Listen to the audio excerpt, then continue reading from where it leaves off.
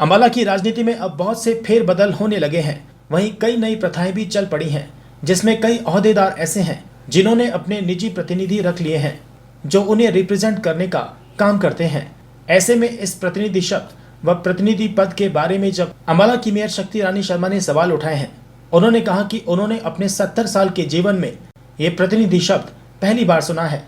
वे खुद भी नहीं जानती कि प्रतिनिधि शब्द कहां से उत्पन्न हुआ है और अम्बाला में इसकी रिवायत किसने चलाई, क्योंकि ऐसा कहीं भी संवैधानिक तौर पर दस्तावेज में नहीं लिखा कि प्रतिनिधि जैसी कोई भी चीज होती है। कई महिलाएं जो इलेक्ट होकर आई हैं, उन्होंने भी प्रतिनिधि रखे हैं। तो ऐसे में उनका यही कहना है कि यदि कोई व्यक्ति चुनकर आया है तो वह पढ़ा लिखा है, उसमें इतनी समझ है कि वह अपने आप को जनता के सामने रख सके, तो प्रतिनिधि को रिप्रेजेंट करने की जरूरत ही नहीं है।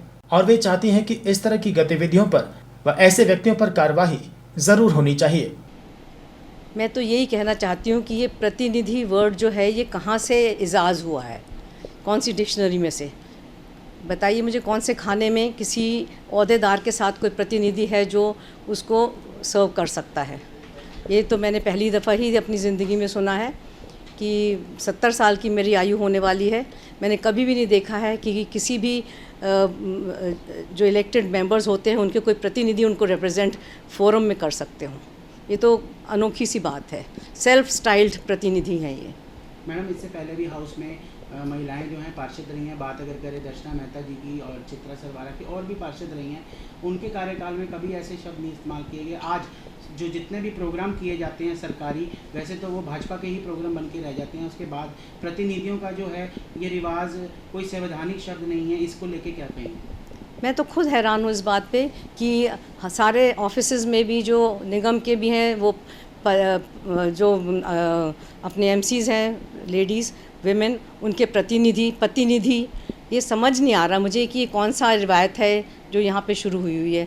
प्रतिनिधि का तो कोई अभी होता नहीं था ऐसा कुछ भी। रोक लगनी चाहिए मैम, ऐसी अवैध चीज़ें, रोक लगनी चाहिए ऐसी चीज़ों पर। बिल्कुल रोक लगनी चाहिए। देखिए जो इलेक्ट होके आया है उसका वो मेरे ख्याल से तो खुद सक्षम होगा तभी इलेक्ट होके आया है। पढ़े लिखे लोग हैं आजकल, वो अपने आप को क्यों नहीं रिप्रेजेंट कर सकते हैं? उनको अपने निधियों, प्रतिनिधियों और निधियों की ज़रूरत क्यों पड़ती है?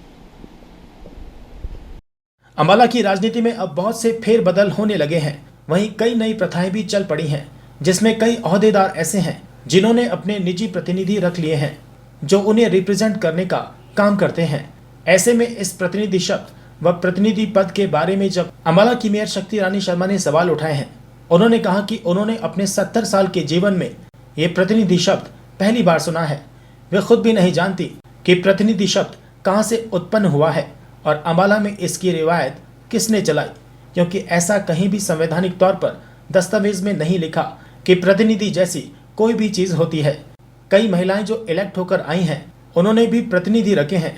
तो ऐसे में उनका यही कहना है कि यदि कोई व्यक्ति चुनकर आया है तो वह पढ़ा लिखा है, उसमें इतनी समझ है कि वह अपने आप को जनता के सामने रख सके, तो प्रतिनिधि को रिप्रेजेंट करने की जरूरत ही नहीं है। और वे चाहती हैं कि इस तरह की गतिविधियों पर व ऐसे व्यक्तियों पर कार्रवाई जरूर होनी चाहिए।